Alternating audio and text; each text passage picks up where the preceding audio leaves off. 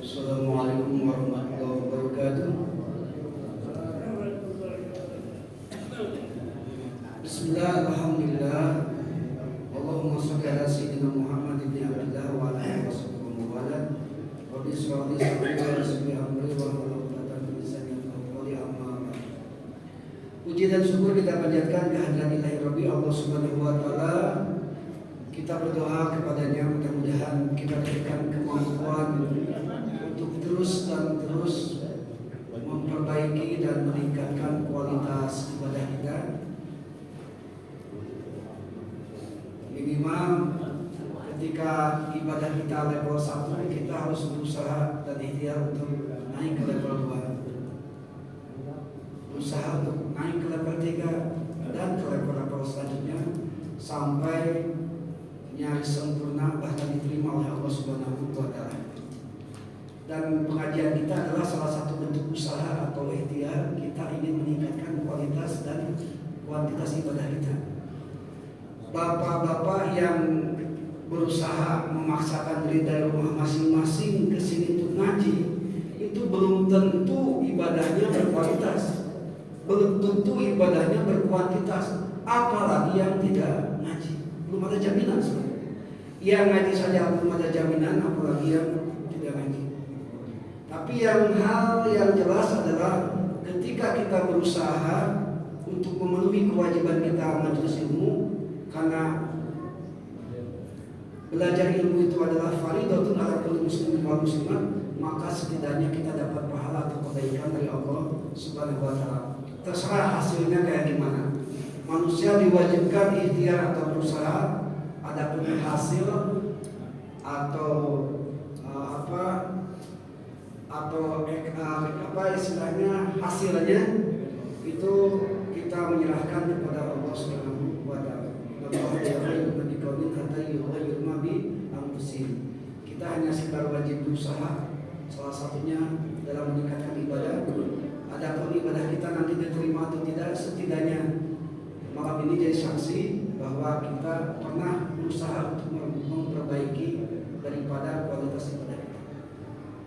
Salawat dan salam semoga limpahkan kepada junjungan kita habibana wa rasulana Sayyidina Muhammad Rasulullah SAW dengan ucapan Allahumma sholli ala sayyidina Muhammad wa ala ali sayyidina Muhammad. Hadirin kaum muslimin rahimakumullah. Selanjutnya insyaallah malam ini kita langsung ngebut saja karena sudah lama kita tidak kajian tafsir, sudah terlalu lama kita membahas fikih karena itu pun urgen juga, dan saya pun mungkin hanya sebatas rukun sholat saja. Nanti setelah dari rukun sholat sampai salam kita mulai lagi kajian tafsir, dan minggu selanjutnya kita lagi. Mungkin masih banyak yang harus kita bahas, terutama yang dipakai setiap hari seperti ketentuan sholat berjamaah, syarat-syarat sholat berjamaah dan sebagainya.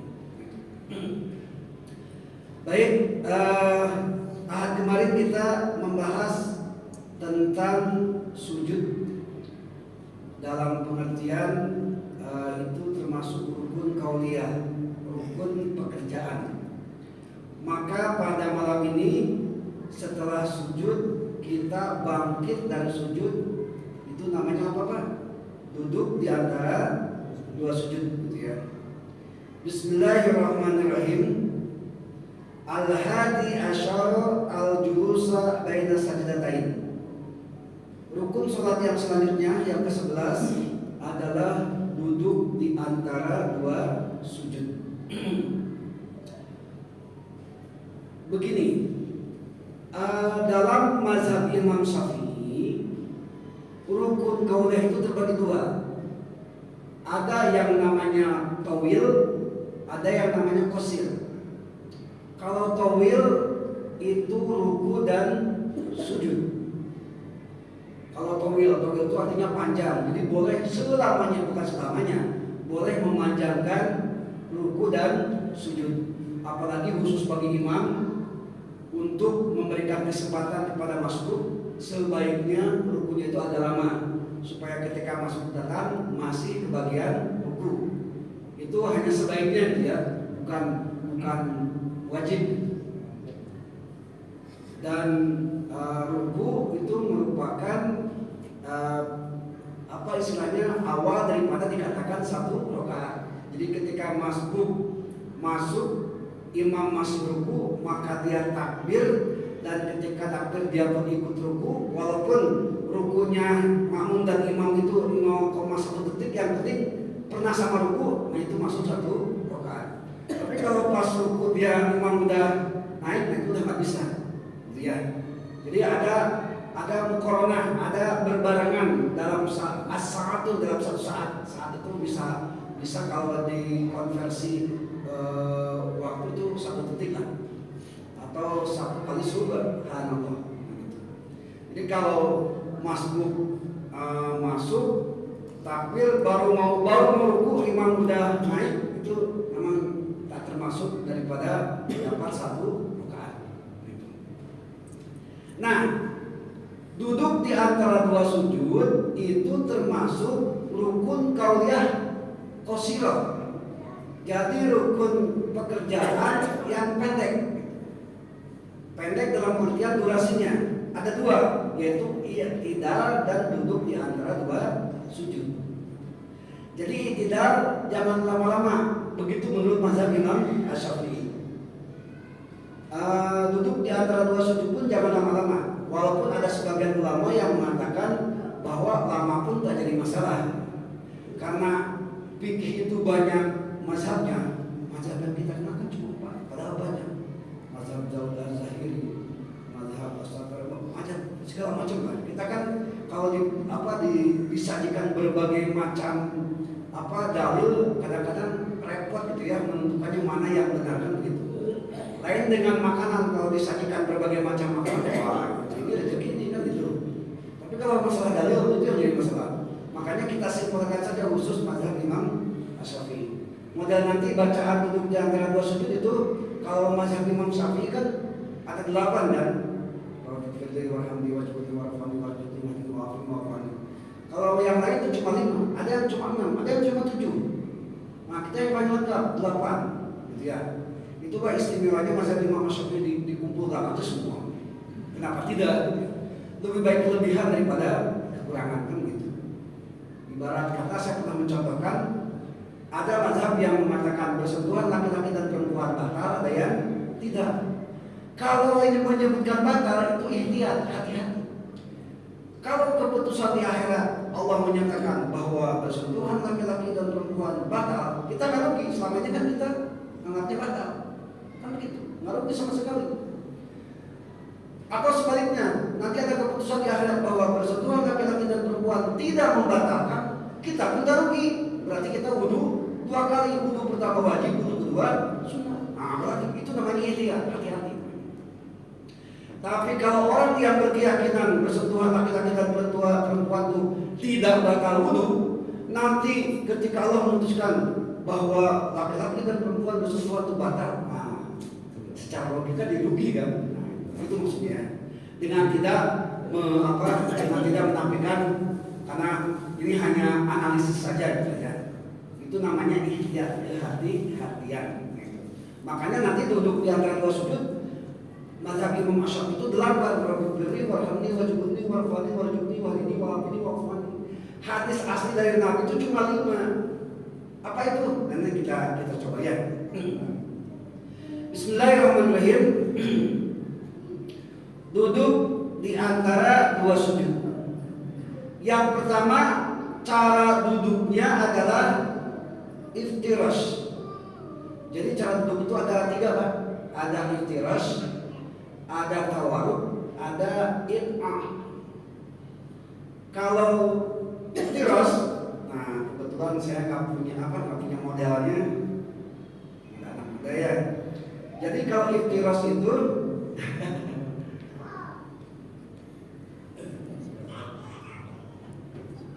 jalasa ala rijlihi al-yusra wa nasaba ala al-yumna.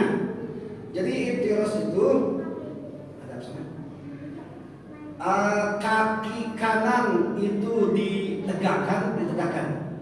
Kan duduk di atas sujud, bukan duduk di atas. Kaki kanan ditegakkan, kaki tangan tegak gini. Ya, nah itu. Terus kaki kiri jadi Jadi tumpuan pantat. Mohon maaf. Nah, itulah contohnya gitu ya. Itu yang paling ideal betul.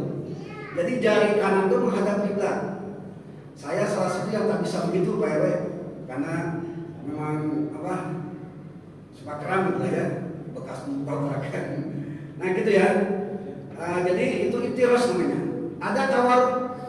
Kalau tawarruk itu berbeda. Kalau tawarruk itu yaitu qadama rijlihi al-yusra wa nasaba al-ukhra. Jadi kaki kanan tetap tegak, tapi kaki kiri dilepaskan atau dikeluarkan dari menuju ke kaki kanan. Coba akhir-akhir. Nah gitu. Nah perbedaannya itu tawarruk dengan iftiras. Kalau tawarruk itu pantat ke lantai, kalau iftiras pantat disanggar oleh telapak kaki kiri. Itu bedanya. Terima kasih. Itu yang membedakan. Jadi cara duduknya seperti itu ya Pak ya, yang idealnya.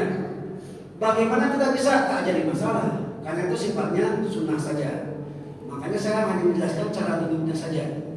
Yang terpenting satu aja, itu pantat di lantai atau di kaki kiri, itu aja pokoknya, intinya gitu. Jangan sampai ketika atahiyat akhir sama atahiyat awal itu sama-sama iftiras terus sama-sama tawarruk itu. Itu aja perbedaannya. Nah, apa itu iftiras? Iftiras itu hamparan. Ya. Kalau kita lihat dalam surat Al-Baqarah ayat 22, alladzi ja'ala kumul arda firasyan was samaa binaa. Firasya itu dari iftiras. Gitu ya. Artinya dihamparkan, kaki kiri dihamparkan, wa qa'ada fiha, dan didudukkan pantat ke dalam kaki kiri begitu. Itu iftiras namanya. Nah, duduk di antara sujud begitu. Saya tidak bisa menyatakan wajib, tapi seharusnya memang pantat disanggar oleh telapak kaki kiri. Itu yang namanya iftiras. Jadi kalau mau dalil iftiras, istilah iftiras itu Al-Baqarah ayat 22. Adapun tawarruk tadi model atahiyat akhir itu pantat di lantai. Itu membedakannya. Jadi jangan sampai tertukar atahiyat awal pantat di lantai, atahiyat akhir pantat di telapak kaki kiri. Nah itu yang keliru. Gitu ya. Yang ketiga itu ada yang namanya iq'a. Nah iq'a itu begini. Apa saya praktekkan. Iq'a itu pantat didukung atau tumit diduduki oleh pantat. Nah begini. Jadi duduk di antara dua sujud, sebagian ulama membolehkan seperti ini. Walaupun kalau kita praktekkan, mungkin orang bertanya, aliran apa tuh? Kan gitu ya. Udahlah kita yang umum saja lah. Nah itu. Bagaimana yang tak punya kaki? Nah itu udah beda haluannya dengan dia bukan mukallaf lagi kewajiban untuk duduk atahiyat. Silahkan untuk yang tak punya kaki semampunya kan begitu. Jadi la yukallifullahu nafsan illa wus'aha. Dalam Islam tidak ada paksaan ketika ada sebuah kewajiban. Jadi bahasa kerennya Pak, kewajiban silahkan semampunya. Tapi kalau kemaksiatan jangan semampunya. Harus benar-benar dihindari. Nah kebayang kalau maksiat semampunya. Lalu saya zina cuma sebatas pacaran, itu nggak bisa. Itu memang wajib dihindarkan. Kalau kewajiban itu semampunya. Tapi kalau maksiat itu memang wajib dihindari. Itu perbedaannya. Baik. Jadi iftiras itu terdapat dalam hadis Imam At-Tirmidzi nomor hadis 204.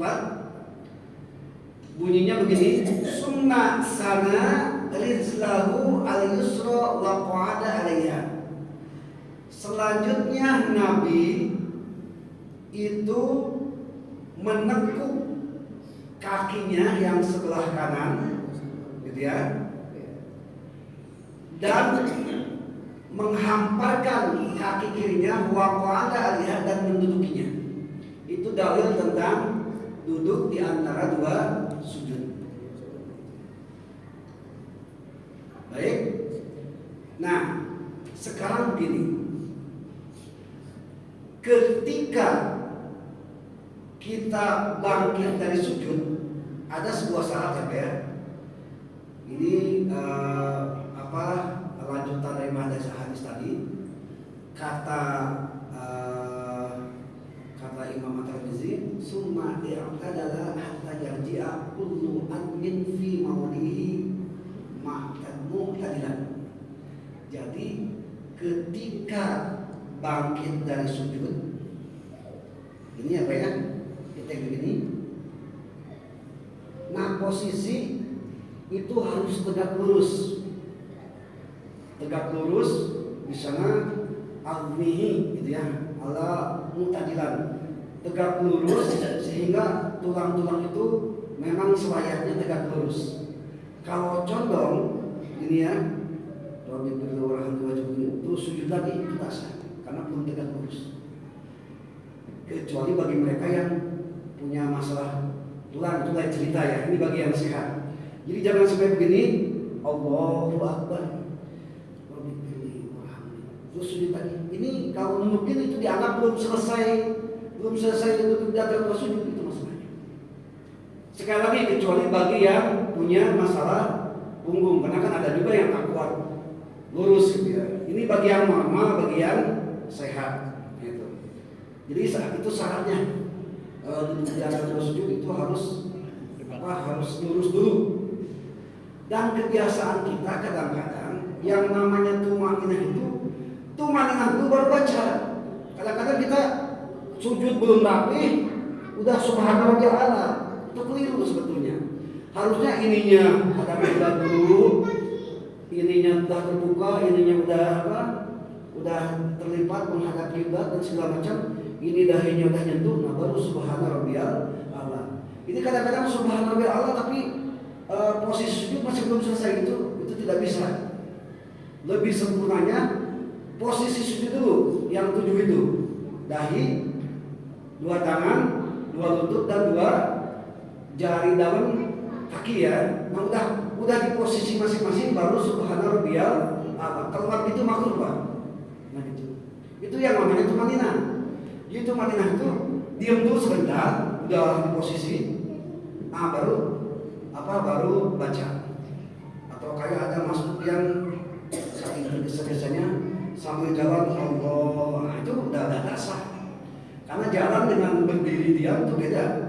Kalau berdiri diam ya diam dulu baru takbir. Ini kadang-kadang baru lagi jalan langsung angkat tangan. Nanti yang tak sah takbiratul ihramnya. Makanya diam dulu sebentar, posisikan dulu baru baca. Baik itu ruku, baik itu i'tidal, baik itu sujud, duduk di antara 2 sujud dan sebagainya. Nah gitu. Jadi kata Nabi, ini bukan kata Nabi, kata sahabat yang melihat Nabi, summa i'tadala hatta yarji'a kullu admin. Jadi harus kembali lagi duduk selurus-lurusnya. Gitu ya. Kalau agak condong itu dianggap belum selesai duduk di antara 2 sujud. Nah, gitu. Khawatirnya nanti tidak sah duduk di antara 2 sujudnya karena condong begitu. Gitu ya. Baik. Selanjutnya hadis yang diriwayatkan oleh Imam An-Nasa'i, min sunnati sholat, daripada sunnatnya sholat adalah intansibal qadamal yumna wastiqbaluhu bi asabiha al-qiblat. Jadi posisi ketika duduk di antara 2 sujud, kaki kanan ditegakkan dan jarinya menghadap kiblat dan kaki kiri menghampar menyangga pantat, nah itu sunnah. sebaiknya. Adapun misalnya Bapak nggak gitu, ya silakan, nggak jadi masalah. Yang penting kita ada ketenangan dalam sholat, gitu. Ketenangan dalam pengertian sholat itu dibikin nyaman, gitu Pak. Jangan dibikin ribet sehingga kita tidak mengganggu kehusuan. Seperti yang kami jelaskan kemarin, ketika sujud, kalau sendiri silahkan buka, tak apa-apa. Ini lurus, ini buka sampai ketiak terbuka. Tapi kalau sholat berjamaah itu tak bisa, karena akan nyaman ke jamaah yang lain. Dan Nabi mencontohkan begini wajar, karena Nabi sebagai imam Pak. Nabi tak pernah jadi makmum. Posisi Nabi jadi imam, jadi wajar Nabi leluasa. Nah, karena posisi Nabi jadi imam, jadi kita sampai sekarang tidak mengetahui Nabi sebagai makmum. Itu masalahnya. Jadi untuk berjamaah memang ini kira-kira mengganggu orang sehingga mengurangi kehusuan, maka kita sedikit saja, asal ketiak agak terbuka. Untuk apa? Untuk memenuhi sunnah-sunnah daripada sujud. Nah, gitu. Baik. Nah, ketika kita duduk di antara dua sujud, tidak bisa melipat kaki, tidak bisa juga menghamparkan kaki kiri, tidak bisa menegakkan, maka alternatif itu yang tadi, yang ketiga, ikma. Jadi kita duduk di tumit. Nggak bisa ikma, silahkan, apa bisanya itu aja. Silahkan terserah. Mau bersila, mau apa, ya terserah. Yang penting duduk aja. Intinya begitu. Cuma yang jadi batasan, kalau iftiros, pantat disanggah oleh kaki kiri. Kalau tawarruk, pantat itu disanggah oleh lantai. Itu aja. Perbedaannya cuma itu ya Pak ya. Itu adalah ketentuan daripada duduk di antara dua sujud. Nah sekarang bagaimana bacaannya? Bacaan yang asli Pak, terus terang aja. Ada 12 hadis Nabi tentang bacaan duduk di antara dua sujud. Salah satunya adalah yang pernah disampaikan oleh Rasulullah SAW. Inna Nabiya SAW kana yaqulu baina sajdatain. Sesungguhnya Rasulullah ketika duduk di antara dua sujud, maka beliau berkata, Allahumma gfirli warhamni wajburni wahdini warjubni. Cuma segitu. Bapak mau segitu silakan, apa-apa, sesuai. Gitu ya. Bahkan mau robik beli saja boleh silakan. Misalnya kita cuma hafal robik beli saja, ya udah. Ketika duduk di antara dua sujud robik beli, nggak jadi masalah. Karena membaca itu sunnah, nggak wajib. Gitu ya Pak ya. Selanjutnya Imam Nawawi dalam Syarah Muhadzab juz 3 halaman 437 itu merangkum semua 12 hadis Nabi itu jadi Robbi firli warhamni wajburni warfa'ni warjubni wahdini wa'afini. Jadi 7. Silakan cek Syarah Muhadzab. Syarah Muhadzab itu syarah hadis Imam Bukhari itu ya. Silakan cek juz 3 halaman 437. Itu Imam Nawawi, bukan Imam Nawawi orang Indonesia, Imam Nawawi Al-Bantani bukan, Imam Nawawi yang di Timur Tengah gitu ya. Jadi itu mengumpulkannya dalam 7 kalimat. Jadi Bapak boleh Rabbi warhamni wajburni warfani warjubni wahdini wa'afini sampai wa'afini. Apa dalilnya? Itu dari Imam An-Nawawi ketika mengumpulkan semua hadis yang 12. Kalau istilah obat hadis itu dokter atau obat-obatan bisa jadi. Kalau Imam Nawawi itu apoteker, jadi bahan-bahan obat diracik. Oh ini dari hadis Nabi A, B, C. Ternyata semuanya terkumpul 7 kalimat, udah dikumpulkan aja semua. Apa coba? Ya lebih baik berlebih kan daripada cuma 5 kan itu. 5 pun tak jadi masalah sebetulnya. Memang hadisnya seperti itu. Nah di sini Imam Nawawi itu mengumpulkan menjadi 7 kalimat. Selanjutnya ada hadis dari Abu Dawud itu menambah lagi kalimat wa'afani, dan itu ditulis oleh Imam Al-Ghazali dalam kitab Ihya Ulumuddin juz 1 halaman 155. Jadilah totalnya dari Ihya itu 8 semua. Rabbi firli warhamni wajburni warfani wajibni wahdini wa'abuni wa'afani. Silahkan cek kalau selain mazhab Imam Syafi'i, misalnya kalau Islam Sunnah Muhammadiyah, Resis atau selain itulah, itu rata-rata 5 sampai 7. Tapi kalau kita sampai 8, ya sampai wa'af ini wa'afani. Silahkan mau 5, mau 7, mau 8 silahkan saja. Mau Robin tulis saja silahkan. Tak baca pun tak apa-apa, karena membacanya umumnya sunnah. Itulah ketentuan daripada duduk di antara dua sujud beserta bacaannya yang dikumpulkan oleh ulama kita. Rabbi firli warhamni wajburni warfani warjubni wahdini wa'afini wa'afani. Hadirin kaum muslimin rahimakumullah, sampai kita berakhir di duduk di antara dua sujud. Insyaallah kita akan membahas setelah duduk di antara dua sujud apa biasanya, Pak? Tasahud ya, atau tahiyat ya. Nah, sebelum kita sampai ke tahiyat, barangkali ada yang mau menambahkan atau yang mau ditanyakan, silakan. Khusus untuk sujud duduk di antara dua sujud, silakan Pak Haji. Jadi yang pertama masalah Robin Billy.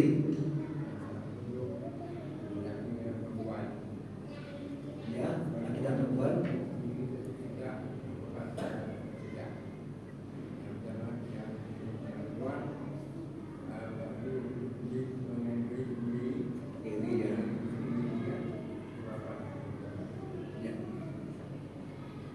Begini, itu yang pakai untuk yang pertama dulu, laki-laki dan perempuan itu semuanya sama. Kata Nabi, "Shollu kama ra'aitumuni usolli." Sholatlah kalian seperti kalian melihat sholatku, itu kata Nabi. Itu sudah jelas. Jadi silakan samakan aja. Walaupun dari mazhab kita ada yang membedakan ketika sujud gitu ya. Yang kedua, masalah ketika mau sujud atau mau bangkit dari sujud, mau naik gitu ya. Itu ada yang pakai ini kan? Ada yang pakai ini ya. Itu sebetulnya memang tidak dicontohkan oleh Nabi, tapi itu pun tidak dipermasalahkan.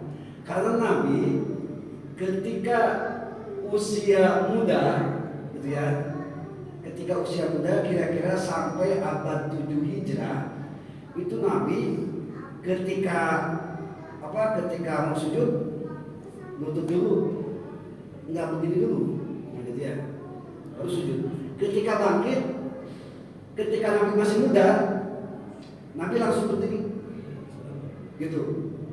Nabi langsung berdiri. Terserah berdirinya langsung atau tangannya nolak dulu, gitu. Terserah. Tapi ketika abad 7 Hijriah, ketika Nabi bangkit dari sujud, beliau istirahat sejenak, baru bangkit. Nah, itu. Sebetulnya bukan masalah usia, cuma masalahnya silahkan aja bapak-bapak itu kemampuannya sampai di mana. Kalau mampu langsung bangkit silahkan, itu berarti Nabi lagi muda kan gitu. Kalau misalnya istirahat sebentar langsung naik, itu silahkan, berarti Nabi itu ketika usia dari tahun ke-7 Hijrah. Itu sebetulnya tidak ada masalah, karena tidak termasuk dalam rukun sholat. Gimana kalau dengan ini? Karena tidak ada keterangannya, maka bisa dikatakan ini sifatnya memang makruh. Jadi sebaiknya tidak pakai palan tangan gitu ya. Jadi sewajarnya saja lah. Apalagi di hadapan Allah kita kayak misalnya tidak etis gitu ya. Tapi tidak mempengaruhi keabsahan sholat, tidak. Kalau Pak Haji jangan pakai itu, saya juga betul adiknya ya. Lebih sakit. Nah gitu. Baik. Ada lagi Pak barangkali ditambahkan? Cukup ya. Kita langsung ke tasawuf supaya kita lebih cepat kan. Bismillahirrahmanirrahim. Selanjutnya adalah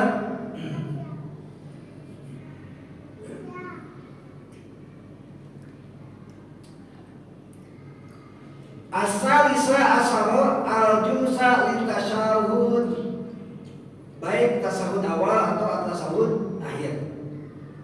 Nah, berarti Pak, duduk tasahud awal, duduk tasahud akhir itu termasuk rukun sholat. Kalau duduk tasahud awal itu termasuk sunat abad. Jadi mohon ada dibedakan ya. Dalam mazhab Imam Syafi'i itu ada rukun, ada sunat abad, ada sunat hayat. Kalau dalam mazhab Hambali ada rukun, ada wajib, ada sunnah. Itu yang membedakan. Tapi sebetulnya sama-sama aja, cuma beda istilah saja. Jadi duduk tasahud akhir itu rukun, duduk tasahud awal itu wajib atau sunat abad. Kalau lupa tidak sujud, tidak tahiyat awal, maka nanti sebelum salam seharusnya sebaiknya sujud sahwi karena termasuk sunat af'ad. Nah, itu maksudnya. Baik. Nah, jadi kita lanjutkan. Ustaz, Ya silakan. gimana kalau ada orang sholat kita tasawuf akhir dia tasawuf awal?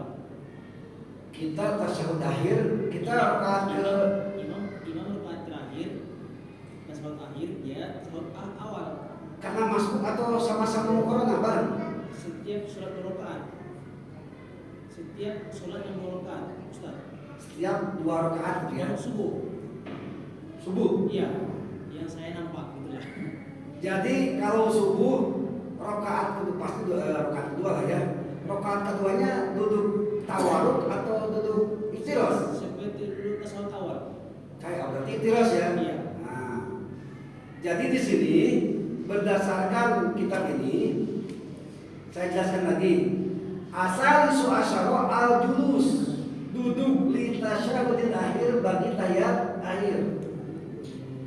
Kalau menurut ketentuan ketika tahiyat akhir berarti harus duduk tawaruk, kan begitu. Tawaruk itu asal kata dari al-warik. Al-warik itu artinya pangkal paha. Jadi paha jadi penunjang daripada duduknya. Ya karena kan langsung di lantai kan, tidak disanggah oleh kaki kiri. Jadi mohon maaf kalau lihat kalimatnya itu ternyata wajib duduk tahiyat akhir itu. Kalau dia tahiyat awal tidak ada madarat, tidak ada penyakit, bisa tidak sah salatnya. Karena ternyata rukun di sini. Ya. Halaman 32 baris ketiga. Al-julus li tasyahudil akhir.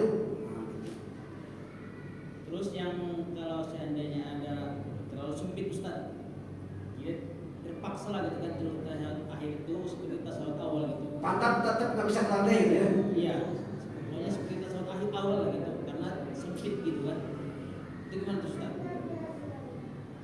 Nah itu apakah itu kira-kira menurut hadis itu mudarat nggak kira-kira? Darurat tidak kira-kira? Sepengetahuan saya, sesempit-sempitnya sholat tetap bisa tahiyat akhir Pak. Sependek pikiran saya lah ya. Karena kan sawu sufufakum, rapihkan dan luruskan shofnya. Bukan rapatkan tapi luruskan, kan gitu. Memang ada sahabat Nabi yang bertemu tumit dengan kaki dengan kaki, ada cuma satu sahabat yang lain enggak. Yang lain itu lurus dan ya sawu sufufakum gitu ya. Lurus barisannya. Jadi kalau kita berpikir ketika lurus barisannya itu pasti ada jarak. Seperti hanya yang selalu kita lakukan dalam sholat berjamaah. Kalau ada jarak, kemungkinan itu pasti bisa melakukan hal-hal yang sifatnya rukun qauliyah seperti tasawuf akhir. Tasawuf awal dengan tasawuf akhir kira-kira lebarnya sama nggak Pak? Gitu aja. Beda. Agak beda ya? Beda Ustaz. Apalagi dia maaf kata, ya kakinya itu udah agak miring lah kan. Jadi gini itu. Jadi Saya pribadi Ustaz, gara-gara saya seperti ini saya Imam.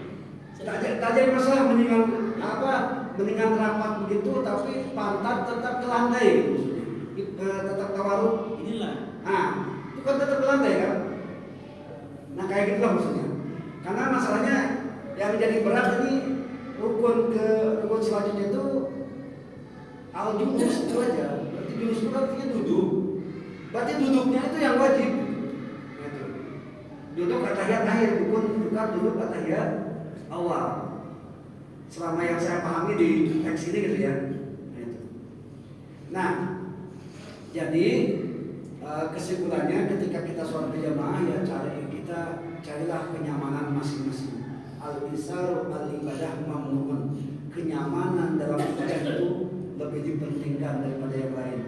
Jadi kalau orang lain tak nyaman, kita jangan kalah, kita harus nyaman. Maksudnya jangan keduluan orang lain. Seperti saf ya. Kadang-kadang banyak yang tak mau saf depan kan. Kadang-kadang silakan. Nah itu sebetulnya makruh. Harusnya cepat gitu. Semakin saf pertama itu semakin terbaik kan begitu harusnya. Ya beda dengan kita ya, kadang-kadang kita pinginnya ya nyaman, pingin apa istilahnya saf agak belakang, saf agak renggangnya maksudnya renggang yang memang tidak sesuai dengan syar'i, renggang betul ya. Nah jadi kesimpulannya sepengetahuan saya tasyahud awal dengan tasyahud akhir ketika konteksnya sholat berjamaah yang kita lakukan itu masih memungkinkan. Wallahu alam kalau di tempat yang lain. Tapi tetap ada darurat. Kalau darurat seperti di Mekah sana sampai kita bersujud di atas pokok orang ya wajib karena saking padatnya itu namanya darurat menjadi masalah. Saking daruratnya itu menjadi masalah. Tapi kalau tidak darurat itu malah tidak sah. Masa sujud di atas pokok orang kan tak mungkin ya. Silakan Pak Imam. Yang pertama bacaan. Jadi walaupun tidak dibaca terus ulang. Jadi sekarang si makmum ini dia sudah pernah masuk.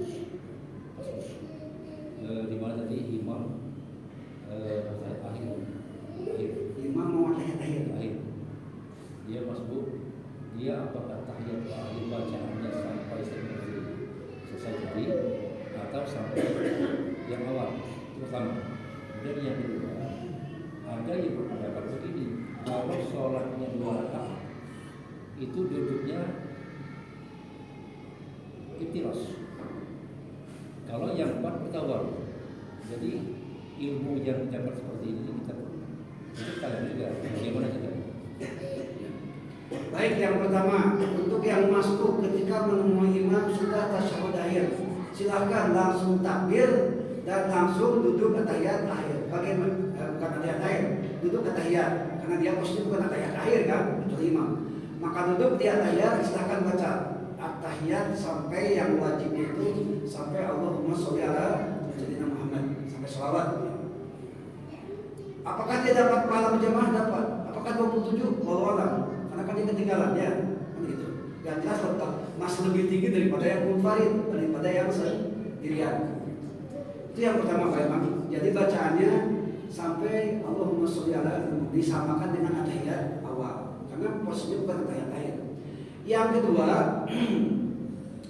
mengenai ada yang mengatakan bahwa sholat yang 2 rakaat berarti sholat subuh ya itu mau iftiros atau tawarruk silahkan saja. Memang betul Pak Imam. Bahkan mohon maaf ya Pak ya, mazhab Imam Hanafi sama Imam Maliki itu terbalik. Atahiyat akhir duduk iftiros, atahiyat awal duduk tawarruk.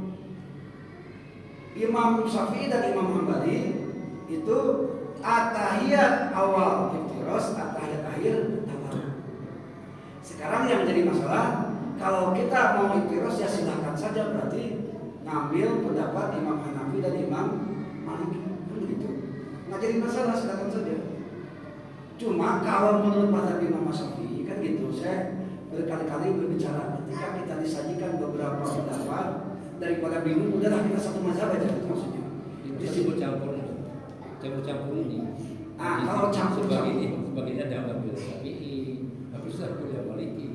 Kalau campur-campur ya kayak pakai seragam yang satu mazhab itu putih merah SD, putih biru, putih abu, udah jelas masuk sesuai dengan seragamnya. Yang putih merah ke SD, putih biru ke SMP dan sebagainya.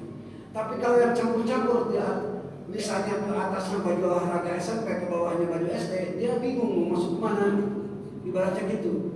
Karena nanti di akhirat memang salah satunya dipertanggungjawabkan cara ibadah kita oleh imam kita, imam mazhab kita. Mazhab kecenderungan kita itu kemana? Saya ingin mazhab langsung aja Nabi Muhammad. Kalau mampu silakan aja. Ya, karena ada istilah kembali ke Al-Quran dan Sunnah. Silakan. Ada gurunya nggak? Gurunya siapa? Kan gitu. Nggak mungkin langsung Quran Sunnah. Nafsirkan Bismillah aja susah minta ampun, udah berapa ribu versi tafsir dan segala macamnya. Apalagi ini langsung mau kembali ke Sunnah dan ke Quran dan Sunnah. Kita punya modal apa gitu ya? Kalau kembali ke Al-Quran dan Sunnah langsung, kita nggak ada kemampuan. Kalau supir itu persyaratannya banyak, harus punya SIM, ya, punya kir dan segala macamnya. Tapi kalau penumpang butuh uang 2.000, 5.000 udah selesai sampai ke tujuan. Imam Syafi'i, Imam Hambali, Imam Hanafi, Imam Maliki itu punya SIM, punya kriteria ideal sebagai ulama mujtahid. Kita boro-boro mujtahid, tiba saja susah. Kita paling juga takdir ikut aja, gitu ya. Ya walaupun sebetulnya harusnya kita itiba, ikut Imam Syafi'i, tapi kita pun tahu dalilnya itu setidaknya. Jadi kalau campur-campur itu namanya talfik namanya. Talfik. Ya, talfik namanya. Jadi memadukan segala macam mazhab. Khawatirnya nanti diambil yang ringan-ringannya saja. Itu masalahnya. Khawatirnya begitu. Ada mazhab Imam Hanafi yang ringan, adalah Imam Hanafi saja. Karena begitu. Nah, itu yang digambarkan seperti itu ya. Seperti kewajiban kurban Imam Hanafi itu wajibnya wajib ain lagi. Kalau tak kurban dosa. Kalau Imam Syafi'i sunnah muakkadah, kan begitu. Daripada berat dengan Imam Syafi'i aja lah. Nah, misalnya gitu ya. Terus Imam Hanafi tak kunut. Daripada kunut dengan Imam Hanafi itu talfik namanya. Cari-cari keringanan. Berarti dia tidak konsekuen atas keputusan daripada ulama yang dianggapnya. Memang kita mau tidak mampu harus ikut karena kita nggak punya kemampuan untuk mencari hukum, itu aja masalahnya. Saya cek aja satu ya, ini mungkin bertanya ke diri sendiri dan ke bapak-bapak, mana yang dalil yang mewajibkan sholat ada? Kalau puasa Ramadan ada ya ayyuhalladzina amanu kutiba, ada kan?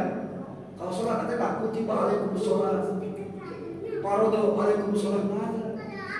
Adanya juga aqimus sholat, dirikanlah sholat. Ngambilnya pakai usul fikih Pak.